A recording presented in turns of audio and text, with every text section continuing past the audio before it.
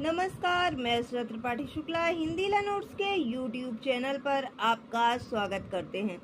आज हम आपको बिजनेस प्रोसेस री इंजीनियरिंग के बारे में बताने जा रहे हैं। क्या होता है बिजनेस प्रोसेस री इंजीनियरिंग? बिजनेस प्रोसेस री इंजीनियरिंग को हम अन्य नामों से भी जान सकते हैं, जैसे कि बिजनेस प्रोसेस री design, business transformation, business process change management. ये सभी नाम हैं जिनको हम बीपीआर यानी कि बिजनेस प्रोसेस रीडिजाइन के नाम से जानते हैं। इसके साथ ही साथ बीपीआर की ज़रूरत क्यों पड़ी? कभी कभी क्या होता है कि हमारे ऑर्गेनाइजेशन में जो है प्रॉफिट लगातार कम होता जाता है और हमें समझ में नहीं आता है कि कमियां कहाँ पर हुई है। चाहे वह ऑर्गेनाइजेशन पुराना हो गया है या फिर उस ऑर्गेनाइजेशन का ट्रेंड कम हो गया है। आप देखते हैं कि लगातार उसके प्रॉफिट लगातार कई सालों से उसका प्रॉफिट गिरता चला आ रहा है या फिर वो बिजनेस बंद होने की कगार पे आ गया है। तो ऐसे में हमें ज़रूरत होती है उसके बिजनेस प्रोसेस री इंजीनियरिंग की, यानी कि बीपीआर की। बीपीआर में हम क्या करते हैं? बीपीआर में हम ना केवल बिजनेस के प्रोसेस में चेंज करते हैं, अपितु बिजनेस का जो कोर बिजनेस है उसको ही हम जो है चेंज कर सकते हैं। किस लिए? हम जो हमारा प्रोडक्ट आउटपुट है उसमें इम्प्रूवमेंट पाने के लिए हम क्या करते हैं? रीथिंकिंग करते हैं। जो बिजनेस का प्रोसेस होता है उसमें रीडिज़ाइन करते हैं। और रीडिज़ाइन किसका करते हैं? The way work is done, किस तरीके से कार्य हो रहा है उसका हम रीडिज़ाइन करते हैं। बीपीआर एक तरह से मैनेजमेंट में भी चेंज की आवश्यकता को ध्यान में रखता है कि हमें व्हाट दे डू, ये कैसे करें, वाई दे डू थिंग्स, हम ये चीज़ें क्यों करें, और व्हेन दे डू थिंग्स, हम ये कब करें, कैसे करें और इसका क्या इम्पैक्ट होगा। इसको करने से पहले हम सबसे पहले इसको चेक करते हैं कि सबसे पहले हम जो भी प्रोसेस हो रहा है उसको आइडेंटिफाई करते हैं कि भाई क्या प्रोसेस हो रहा है। हमने आइडेंटिफाई कर लिया, उसके बाद में हमें इस पे क्या रिव्यू अपडेट्स हैं उसको ध्यान में रख लेते हैं, एनालाइज करते हैं क्या क्या चेंजमेंट हम इसमें कर सकते हैं, उसको एनालाइज करते हैं। फिर हम रीडिज़ाइन करते हैं। रीडिज़ाइन करने के बाद में हम उसको टेस्ट और इम्प्लीमेंट करते हैं। पहले टेस्ट करते हैं कि क्या इसको रीडिज़ाइन को अगर हम इस प्रोसेस में जो है अपनाते हैं तो हमें कितना फ़ायदा होने वाला है, और अगर फ़ायदा हो रहा है तो हम उसे इम्प्लीमेंट करेंगे, नहीं तो नहीं करेंगे। कुल मिला करके कॉस्ट इस तरीके से रिड्यूस करना, क्वालिटी को इंक्रीज करना, आउटपुट को एक अनएक्सपेक्टेड इम्प्रूविंग आउटपुट करना, साथ ही साथ सर्विस और स्पीड भी बढ़ाना, ये सब बीपीआर के तहत आता है। एग्जाम्पल ले लेते हैं, मान लीजिए जॉब इंटरव्यू का। पहले हम लोग क्या करते थे कि अगर हमें जॉब का ऑफर निकालना है तो हम लोग क्या करते थे? एडवर्टाइजमेंट देते थे। अब क्या होता है, कंपनियां अपनी वेबसाइट में ही जॉब का ऑफर दे देती हैं। इससे क्या होगा कि क्या कॉस्ट कम आएगा, परंतु उसके लिए ये सबसे पहले जानना ज़रूरी है कि हमारी वेबसाइट पे लोग आ भी रहे हैं कि नहीं। पता चला है हमें जॉब के लिए हमने एडवर्टाइजमेंट तो दे दी, हमारी वेबसाइट कोई चेक ही नहीं करता है, जॉब ऑफर कोई एक्सेप्ट क्या करेगा।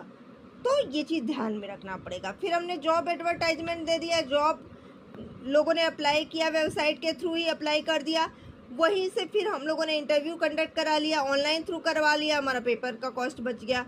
उसके बाद इंटरव्यू कराने के बाद ट्रेनिंग ऑन द जॉब दे दिया हमने, यानी कि जॉब के साथ ही साथ ट्रेनिंग दे दिया। पहले क्या होता था कि हम पहले ट्रेनिंग देते थे फिर हम जॉब कराते थे।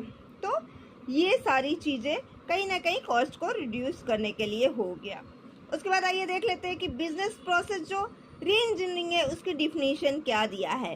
हैमर एंड चैंपियन ने डिफिनीशन दिया है कि बिजनेस प्रोसेस री engineering is the fundamental rethinking and the radical redesign of the business process. यानी कि ये जो रीथिंकिंग है, यानी कि आपको सोच जो है यहाँ पर फिर से दोबारा तरीके से सोचना है, उसी में चेंज नहीं करना है। इसके बाद radical redesign of the business process, यानी कि उसी बिजनेस प्रोसेस में आपको चेंजमेंट नहीं करना है, जबकि बिल्कुल अलग कर देना है, रीडिजाइन कर देना है बिजनेस प्रोसेस को। उसका एम क्या होगा?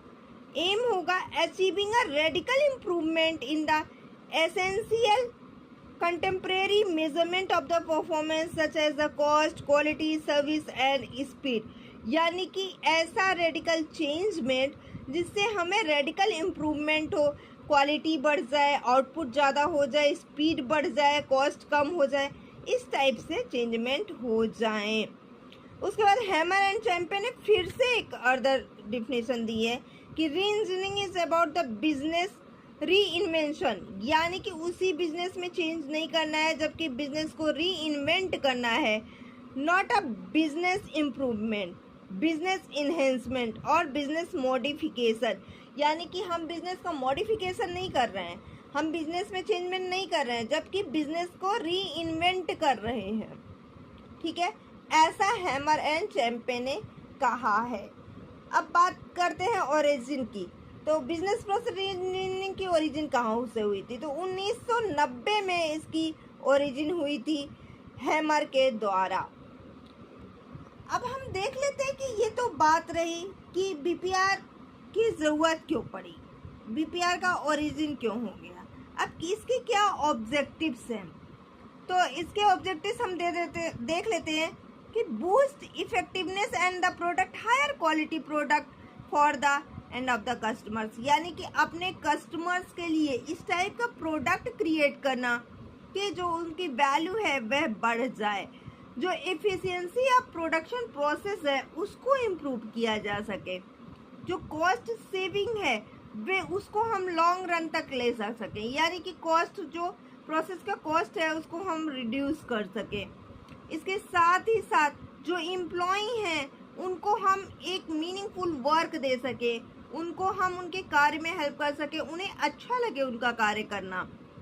इसके साथ ही साथ जो फ्यूचर चेंजमेंट है उसको करने के लिए हम उन्हें प्रोत्साहित करें, और इसके साथ ही साथ जो हमारा बिजनेस है वो बिजनेस तो चल ही रहा है, उसके साथ जो नया बिजनेस आने वाला है उसके बारे में भी हम सोचते रहें, अपने बिजनेस को का एक्सपेंशन करते रहें।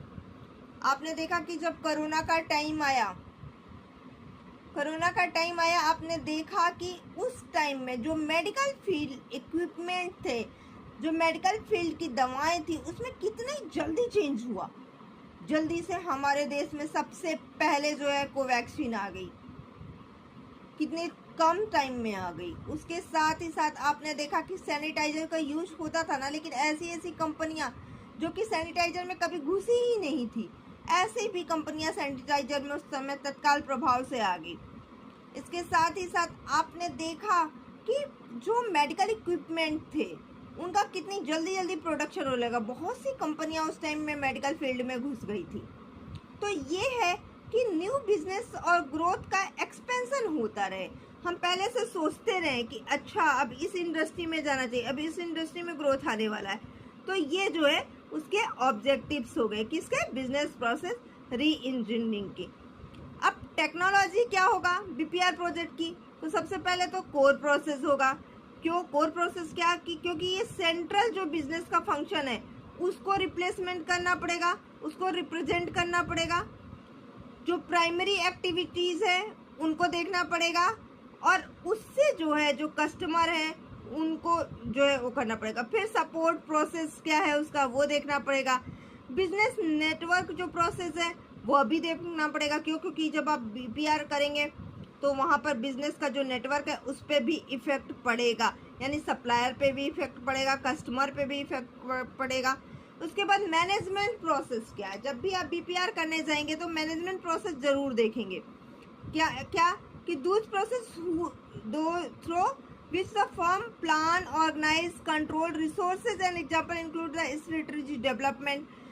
वहाँ की जो मैनेजमेंट है वे कैसे स्ट्रेटेजी डेवलपमेंट कर रहा है, क्या वहाँ का डायरेक्शन है, मैनेजमेंट का ऑर्गेनाइजेशन क्या है, मैनेजमेंट किस टाइप से काम करती है, उनका डिले पीरियड क्या है, उनके एम्प्लॉयज़ का जो काम करने का तरीका है वह क्या है, ये सब आपको बीपीआर प्रोजेक्ट टेक्नोलॉजी में देखना पड़ेगा।